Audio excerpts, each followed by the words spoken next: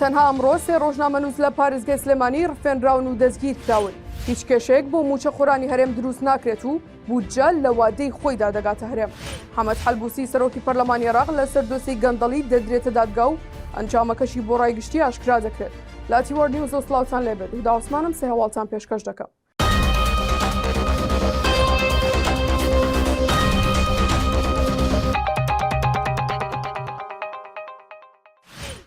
بەیانی ئەمڕۆ 23 دەی 2023 ڕۆژنامەنووسێک بە ناوی ئازاد باییز لە بەڕێوەبەرایەتی ڕۆشنبیری سلێمانی کۆنگرێکی ڕۆژنامەنووسی بەست و ئاماژەی بەوە کرد لەلایەن هێزێکی ئەمنیەوە دەستگیر کراوە و بە شێوەیەکی زۆر خراپ مامەڵەی لەگەڵ کراوە. دواتریش بە کەفالەتی 1 ملیۆن دینار ئازاد کراوە. ئەو ڕۆژنامەنووسە ئاماژەی بەوەش کردووە ئەمە بەرتەسکردنەوەی ئازادیە و ناکرێت بەو شێوەیە مامەڵە لەگەڵ ڕۆژنامەنووسان بکرێت. دواتریش هەر ئەمڕۆ هێزێکی ئەمنی لە کاتی بەڕێوەچوونی کەیسێکی لە دادگا جەمال عەبدوڵڵا نووسەر و ڕۆژنامەنووسی پارتی لەلایەن هێزێکی نەناسراوە لە ناو دادگای سلێمانیدا براوە بە بێوەی ئاماژە بکرێت لەسەر چ مادەیەکی یاسایی دەستگیر کراوە. لەو چوارچێوەیەدا ئەمڕۆ عیماد بیلال ڕۆژنامەنووس لە دەستگای میدیایی باس نیوز لەلایەن دادگا بۆ ماوەی 5 ڕۆژ ڕاگیراوە.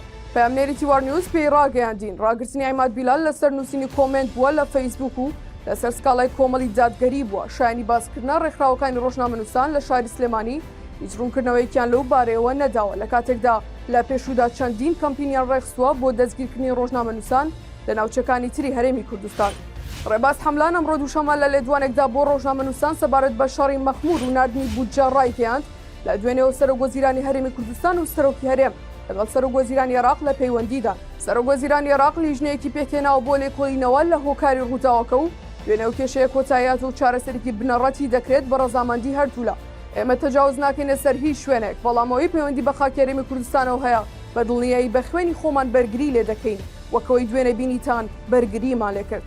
پەیوەست بەبوونی کاریگەری ڕووداوەکەی دوێنێ لەسەر ناردنی پارەی موچەی فەرمانبەران ڕێباز حەملان وتی ئەو بابەتە هیچ پەیوەندیەکی بە ناردنی پشکی هەرێمی کوردستانەوە نییە و دەبوو ئەمڕۆ یاخوسبەی پارەکە بگاتە بانکەکانی هەرێمی کوردستان. باسم خەشان ئەندامی پەرلەمانی عێراق ڕایگەیاند چەند بەڵگەیەک بڵاو بۆتەوە لەبارەی دۆسی سپیکردنەوەی پارە لەلایەن محەممەد حەلبوسی سەرۆکی ئەنجومەنی نوێنەرانی عێراق و هەردوو هاوسەرەکەی لە ڕێگەی هەژمارە بانکیەکانیانەوە کە هەمویان بەڵگەی سەلمێنرا و ڕاستن و وتیشی لە ئێستادا لایەنە پەیوەندیدارەکانی عێراق وەک دەستەی دەستپاکی و لیژنەی دەستپاکی لە ئەنجومەنی نوێنەران لەسەر بنەبای بەڵگەکان لێکۆڵینەوە لە ژمارە بانکیەکانی حەلبوسی و هەردوو هاوسەرەکەی دەکەن لە بیلاڕوسیا و ئوردن دەشڵێت لەبەرەوەی دۆسیەکان لەسەر حەلبوسیا تا ئێستا و لایەنە پەیوەندیدارانە ئامادەنین بەڕسمی زانیاریەکان بڵاو بکەنەوە تاو کاتەی دەگەنە ئەنجام. سێواڵم پێشکەشکردن هەر شاد بن.